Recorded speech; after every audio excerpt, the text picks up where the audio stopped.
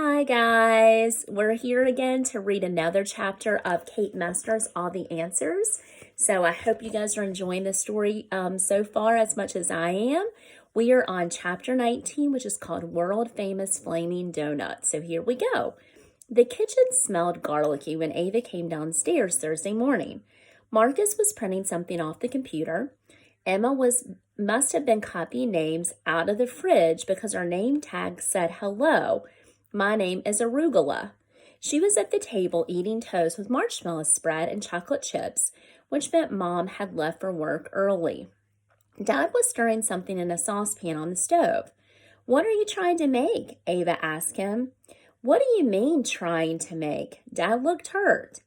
"Do or do not," Marcus called from the printer. "There is no try." "My teacher says you should try your best even when the math is stupid." Emma, my name is Arugula, said through a mouthful of toast. "You should." Marcus sat down next to her at the table and grabbed an apple from the fruit bowl.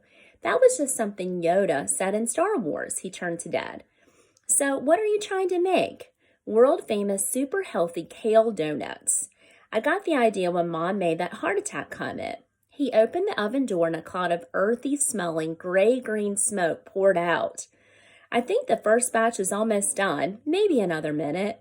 He went back to the saucepan on the burner. "I'm making garlic frosting to go on top." Dad did a little dance while he stirred. Marcus laughed, but Ava felt bad for her dad. He was like Sophie sometimes. He got so excited that the reasonable part of his brain just turned off, and then he couldn't see how gross garlic frosting was going to be on any donuts. Kale would just make it green and worse. Dad started humming, put on an oven mitt, and took out the tray of donuts. Ava stood up to get a better look. They don't look quite done. They looked oozy, in fact, and were melting into kale juice puddles on a hot cookie sheet. "Donuts have to be deep fried, not baked," Marcus said on his way out the door. "Maybe they need to bake longer." Ava didn't believe this, but she felt like it might give her dad some hope with his idea, at least until she left for school. "Have you seen Sophie's iPod around?" Dad put the kale puddles back in the oven. "Check the counter." Ava found it. "We filled this up with songs for Grandpa." She put it in the small pocket of her backpack. More Johnny Hodgins and Duke Ellington and "Something Smells Bad." "Emma, my name is Arugula," said, wrinkling her nose. Oh, Dad ran to the stove, yanked the smoking pot of garlic frosting off the burner, then peeked back into the oven. "Marcus is probably right. I should have fried these." He took them out and stared at the tray for a second. "I know what we can do." He pulled Graham's big olive oil jar from the cupboard, drizzled olive or oil over the kale puddles, and grabbed the lighter he used when the grill starter didn't work. "This will finish them off. They can be world-famous half-baked healthy kale donuts." Ava knew it would have taken magic to make the kale puddles fluff up into anything resembling donuts, but she didn't want to hurt Dad's feelings, so she watched while he clicked the lighter and held the flame to the first round green blob.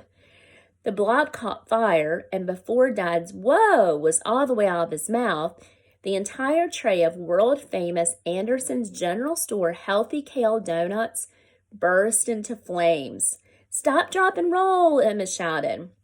"Give me that oven mitt," Dad hollered. Ava grabbed it from the counter and threw it to him. He put it on and flipped the whole tray into the sink. By then, all 12 donut infernos were starting to fizzle. Dad stood, panting, watching the smoke rise until the last flame burned itself out. "Open some windows while I go change my clothes," Dad said, "and then I'll drive you guys to school so you're not late." Ava sighed. If Marcus had been there, he would have said something to prevent this. Something about physics and oils and flammability, and the donuts never would have caught fire. Instead, it had been Ava, thinking not a good idea thoughts, but not saying a word. She was opening the kitchen screen door when the fire alarm started screaming. Graham came hurrying into the kitchen in her bathrobe and looked around. "What happened here?" "World-famous donuts," Ava said. "They caught on fire," Emma, my name is Arugula, added. Graham nodded and opened a window. "That'll get some attention, I suppose." She turned on a fan and started cleaning up the mess. As soon as Ava got to school, she realized that it was the day of the adventure course practice in gym class and a math quiz. Double doom. She slipped into her seat while Mr. Farkley marched up and down the rows collecting homework. He stopped by Ava's desk. "Thank you, Miss Anderson," he said, picking up her paper. "Do you also have your permission slip for the field trip?" "No, I'm going to bring it tomorrow." Ava had no such plans, but she guessed those were the words that would send Mr. Farkley and his bushy eyebrows back to his desk. She was right. "All right, then," Mr. Farkley said from up front. "I hope everyone is prepared with a pencil." Ava was prepared with two. One was a number 2 pillow, a yellow number 2 she grabbed from the bottom of her locker. The other was the blue pencil. That one she sat carefully on her desk so it wouldn't roll away. She didn't want to use it. She didn't want to need it the way she did. But at the same time, she knew she couldn't take the quiz without knowing it was there if she got stuck. "You may begin," Mr. Farkley said, and Ava looked at the first question. "Relax. Think," she told herself. "You can do this. You have the pencil if you need it." She picked up the regular yellow pencil. She answered the first question and the second and worked her way down the page, figuring out problems with parallelograms and right triangles and pi. She looked at the blue pencil a few times but didn't reach for it. Just seeing it there calmed her down, and when she settled in, she found that she really did know most of the answers. There was one she wasn't sure about, but she didn't want to use the pencil, so she guessed. "Pencils down," Mr. Farkley said, and Ava smiled. She put the yellow one down next to the blue one and let out a long breath. She'd done it. Simply knowing the pencil was there was enough. She'd taken the test without even picking it up. Okay, so that's the end of the chapter. So tomorrow we'll read chapter 20, Adventure Waits for No One. So excited again that you're joining me today and continuing our novel. I hope you're having a blessed day, and I look forward to seeing you tomorrow. Bye, guys.